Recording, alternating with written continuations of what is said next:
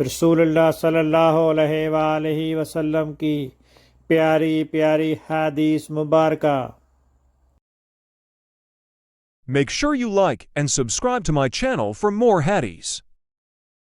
ابو ہریرہ رضی اللہ عنہ سے روایت ہے کہ نبی اکرم صلی اللہ علیہ وسلم نے فرمایا، جس نے کسی مسلمان کی کوئی دنیاوی تکلیف دور کی، اللہ تعالیٰ اس کی قیامت کی تکلیفوں میں سے کوئی تکلیف دور فرما دے گا۔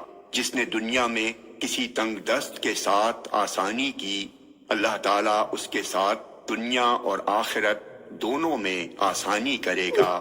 اور جس نے دنیا میں کسی مسلمان کے عیب کی پردہ پوشی کی، اللہ تعالیٰ دنیا اور آخرت میں اس کے عیب کی پردہ پوشی کرے گا۔ جب تک بندہ اپنے بھائی کی مدد میں لگا رہتا ہے، اللہ تعالیٰ اس کی مدد میں ہوتا ہے۔ جامع ترمذی حدیث نمبر 1930۔ یہ حدیث صحیح ہے۔ اللہ تعالیٰ اس کے چہرے کو روشن کرے جو حدیث مبارکہ سن کر آگے پہنچائے۔